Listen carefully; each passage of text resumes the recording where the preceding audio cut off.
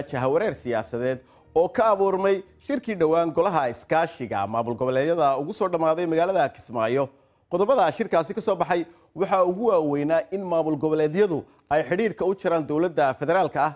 Haddaba iyaga oo taasi ka duulaya dhaqan gelinayna qodobada shirkaasi ayaa golaha wasiirada ee Puntland ay maanta yeesheen shir degdeg ah waxayna ku dhawaaqeen in shaqaalaha dawladda maamulkooda aanay tagi karin shirarka Muqdisho ka dhaca.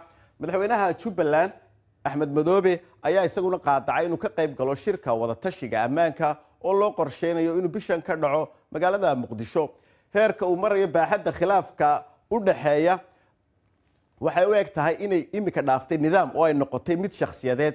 Waxa laga dheehan karaa hadalka madaxweynaha Hirshabelle uu yiri waxaana uu yiri madaxweynaha Hirshabelle haddii Hirshabelle iyo Galmudug ay degan yahay waa la arki doonaa isagoo arrinkaasi uga falcelinaya sida uu sheegay dawladda federaalka oo doonaysa buu in xagal daaciso maamulada Hirshabelle iyo Galmudug.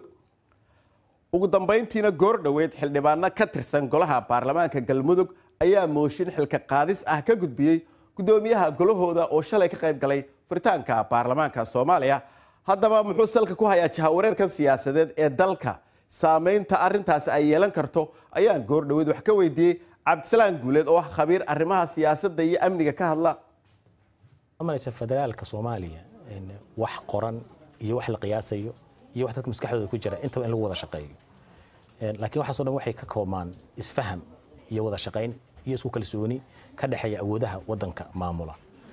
maamul goboleedyadu xuquuq badan ay leeyihiin waxyaabo ay xaq u leeyihiin oo ku maamulaan deegaankooda jira oo ay tahay dawladda Soomaaliya inay kula shaqeyso ku ixtiraamto. dawladda Soomaaliya ay awood ay leedahay oo dawladnimo oo ah inay tahay wadanka cidii mas'uulka ka ahayd ba meesha yaala. waxyaabaha hadda marka ay nimankan ka cabanayaan oo ay leeyihiin nala kama qayb geliyo waxa kamid ah inaan federaalkii constitutionkii aan lagala tashanaynin qaabku u socdo. doorashada soo socota 2020 inaan laga qayb gelin waana waxyaaba basic u ah federaalkii wixii lagu heshiiyay oo federaalnimadii Soomaaliya isku hayay.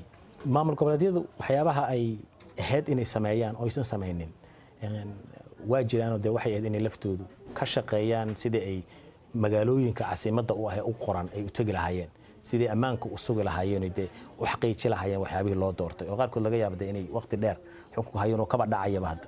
dabcan doorashadana cabsi weyn baa ku soo socota oo waxay doonayaan inay nimankan kab u helaan qataraha ku soo socdo. saddex maamul goboleed ay noqoto Puntland, South West-ga ay noqoto iyo haday Jubaland noqoto waxa ku soo socda sidoo kale. waxaan rajaynayaa inay Soomaaliya dadka maal gashay inta badan Soomaalidu qarash wax badan kuma bixin dawladnimada Soomaaliya dad maal gashanayo malaayiin dollar ku dhiibaan bil kasto.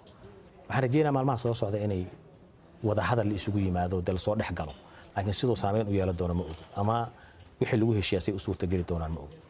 haddii laakiin sidaan aan dhexgalka la soo dhex galaa oo san effective noqonin oo san saameyn weyn yeelan waxaad malaysaa inay wixii 10 sano la soo dhisay 15 sano la soo dhisay inay burburayaan oo waliba si degdeg ay ku burburayaan waana nasiib darro Soomaalida ku timid runtii.